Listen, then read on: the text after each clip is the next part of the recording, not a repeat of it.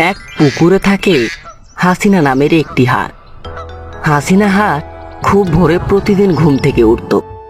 সে পুকুরে সাঁতার কাটত, খাবার সংগ্রহ করত এবং নিজের ছোট্ট বাসার যত্ন নিত। কয়েক সপ্তাহ আগে সে কয়েকটি সুন্দর ডিম পেড়েছিল। ডিমগুলো ছিল তার কাছে পৃথিবীর সবচেয়ে মূল্যবান জিনিস। হাসিনা তার ডিমগুলোকে সব সময় চোখে চোখে আগলে রাখত, আর প্রতিদিন সে ডিমগুলোর দিকে তাকিয়ে বলতো, আমার সোনামণিরা, তোমরা তাড়াতাড়ি পৃথিবীতে এসো। আমি তোমাদের নিয়ে অনেক মজা করব। আমি আর অপেক্ষা করতে পারছি না। কবে যে আমার ছানারা ডিম ফুটে বেরিয়ে আসবে। পুকুরের পাশে একটি ঘন জঙ্গল ছিল। সেই জঙ্গলে বাস করে ফকিরা নামের এক দ্রুত শিয়াল। সে খুবই অলস ছিল। পরিশ্রম করে খাবার সংগ্রহ করতে তার মোটেও ভালো লাগতো না। শিয়াল সুযোগ পেলেই অন্যের জিনিস চুরি করে খেত। এরকমই একদিন খাবার খুঁজতে খুঁজতে হাঁসের বাসার কাছে এসে পড়ল। সে দূর থেকে ডিমগুলো দেখতে পেল। ওহ, কি বড় বড় ডিম! এগুলো খেতে নিশ্চয় খুব মজা হবে। না, আজ আর হবে না, এখনই হাঁস চলে আসবে। এরপর শিয়াল সেখান থেকে চলে যায়। সেদিন থেকেই তার মাথায় খারাপ পরিকল্পনা ঢুকে গেল। আর শিয়াল ভাবতে থাকলো, আজ না হয় কাল ওই ডিমগুলো আমি অবশ্যই চুরি করে খাবো। ডিমগুলো যা বড় হয়েছে, খেতে খুব সুস্বাদু হবে। কিন্তু ওই হাঁসটা তো ডিমের কাছ থেকে একটুও নড়ে না। ওই হাঁস খুবই চালাক। একবার সুযোগ পেলেই ডিমগুলো সাবার করে দেব। আমাকে দেখতে হবে যে ওই হাঁস কখন বাসা থেকে খাবার খুঁজতে বের হয়। পরের দিন হাঁস সকালে তার ডিমগুলো দেখতেছিল যে সব ডিম ঠিকঠাক আছে কিনা। আর ওইদিকে শিয়াল লুকিয়ে লুকিয়ে হাঁসকে লক্ষ্য করতে লাগলো যে কখন হাঁস বাসা ছেড়ে চলে যায়।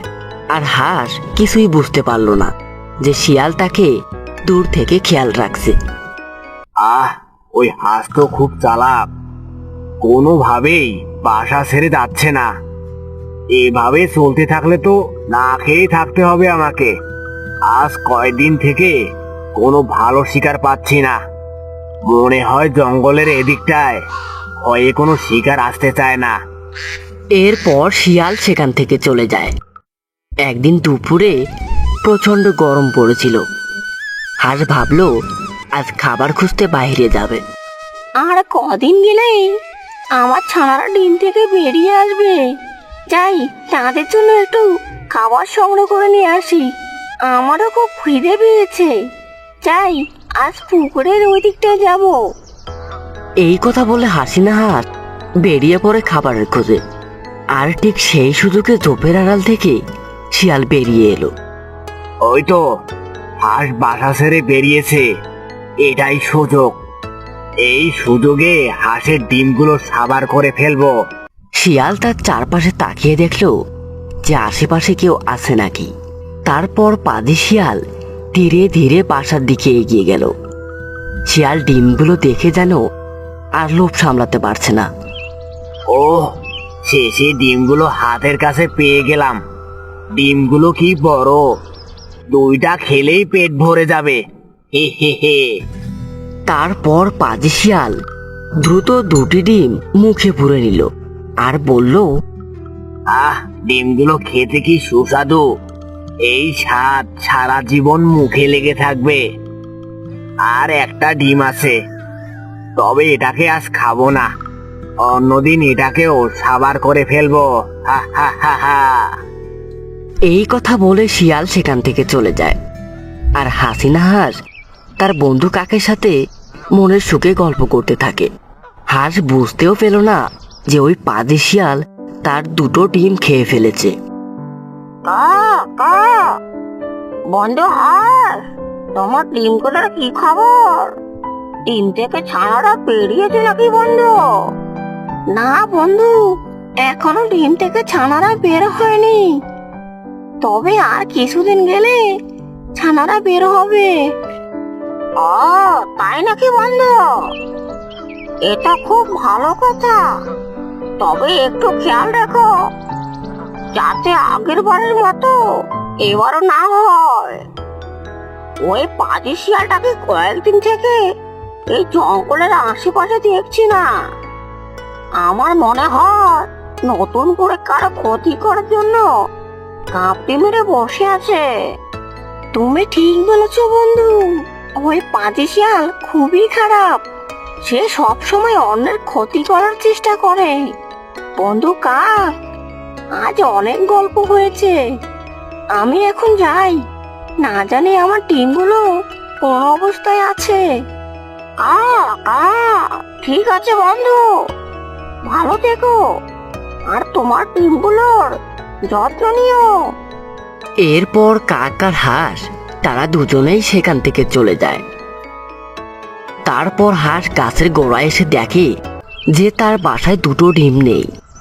এই দেখে হাঁস ডুকরে কেঁদে ওঠে।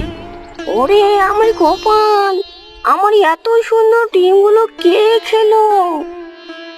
কে আমার বাচ্চাদের দুনিয়ায় আসার আগেই শেষ করে দিল? আর ঠিক সেই সময় কাক সেখানে চলে আসে আর বলে, কেঁদো না বন্ধু, আমার মনে হয় ওই পাপিষ্টা শিয়াল তোমার ডিম চুরি করে খেয়েছে। তুমি কোনো চিন্তা করো না, ওই পাজি শিয়ালকে এবার উচিত শিক্ষা দেব। কিন্তু আমি তো দুর্বল পাখি, ওই হিংস্র শিয়ালের সাথে আমি কিভাবে লড়বো?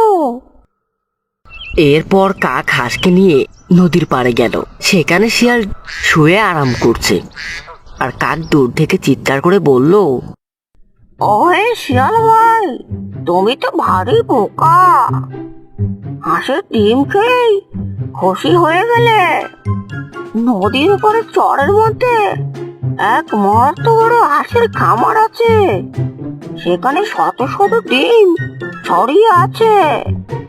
কিন্তু নদীর উপরে যাওয়ার সাহস তো তোমার নেই, তুমি তো সাঁতার জানো না। কাকের এই কথা শুনে শিয়ালের লোভে চোখ চকচক করে উঠল।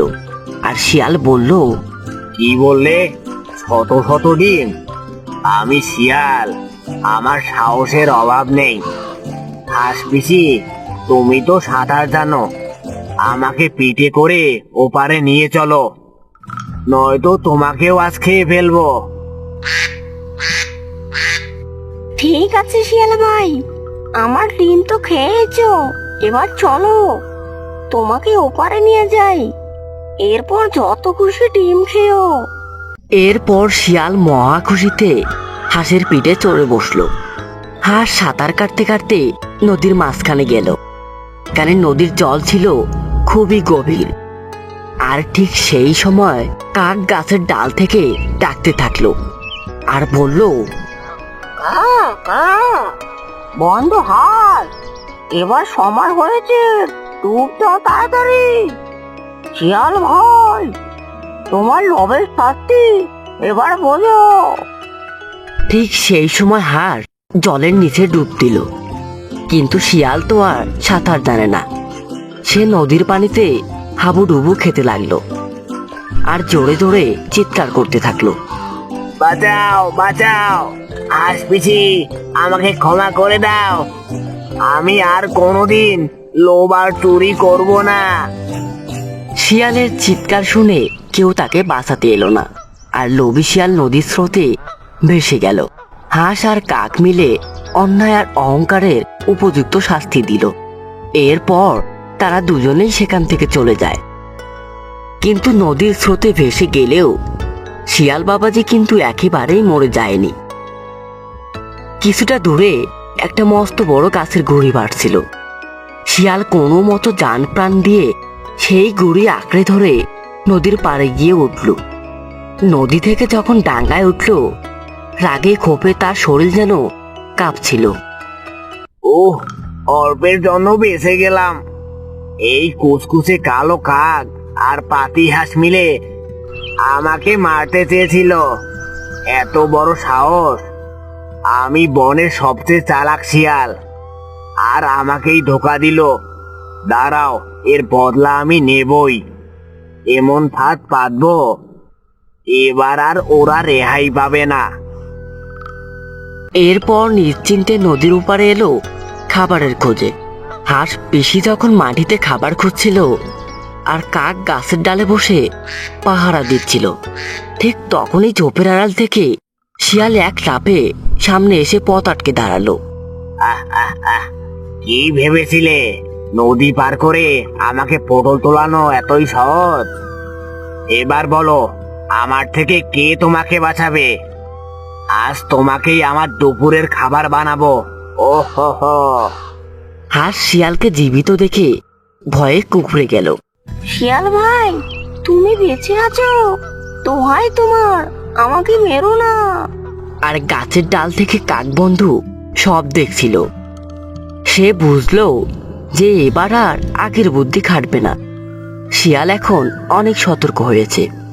কাক চট করে উড়ে এসে শিয়ালের একটু দূরে এসে বসলো আর শান্ত গলায় বলল, কা কা শিয়াল ভাই, তুমি সত্যি মহান। নদী থেকে বেঁচে ফিরেছো দেখে আমাদের খুব আনন্দ হচ্ছে। তবে হাঁসকে মারার আগে আমার কিছু কথা শুনে যাও। ও হে বাসাল কাক, থামো তুমি। তোমার কোনো কথাই শুনবো না। আজ আগে হাঁসকে খাবো। হা হা হা হা। তা তো খাবেই ভাই, আমাদের মারার সাধ্য কার আছে তুমি ছাড়া? কিন্তু তুমি কি জানো, ওই ঝোপের ঠিক পেছনেই বনের শিকারীরা একটা মস্ত বড় খাঁচা পেতে রেখেছে। আর সেই খাঁচার ভিতর আস্ত একটা রাড় রাখা আছে। তাই আমরা ওটা তোমার জন্য পাহারা দিচ্ছিলাম। মাংসর কথা শুনে শিয়ালের জিভে আবারও জল চলে এলো। সে ভাবলো, একটা রোগা হাঁসের চেয়ে খাসির রান খাওয়া অনেক ভালো। হাসির রান? সত্যি বলছিস তুই, নাকি আবার চালাকি করছিস? লোভী শিয়াল আর লোভ সামলাতে পারলো না। সে হাঁসকে ছেড়ে দিয়ে দ্রুত ঝোপের আড়ালে গেল। সেখানে সত্যি একটা খাসা পাতা ছিল এবং ভিতরে মাংস রাখা ছিল। শিয়াল খুশিতে গদগদ হয়ে খাঁচার ভিতরে ঢুকে যেই না মাংসে কামড় দিল, অমনি খটাস করে খাঁচার দরজা বন্ধ হয়ে গেল। আর শিয়াল জোরে জোরে চিৎকার করতে থাকলো। এ কি, দরজা বন্ধ হয়ে গেল কেন? ওরে পাতি কাক, ওরে আমাকে বের কর এখান থেকে। তার মানে এটা শিকারীর ফাঁদ ছিল। কা কা শিয়াল ভাই, তুমি যত বড় চাওয়া করো না কেন, মনে রেখো, অতি লোভে তাঁতি নষ্ট। এবার শিকারীরা আসুক, তোমার লোভের বাকি শাস্তি ওরাই দেবে। কা কা। এরপর হাঁস আর কাক সেখান থেকে চলে যায়। আর লোভী শিয়াল খাঁচার ভিতরে নিজের ভাগ্যকে দোষ দিতে থাকে।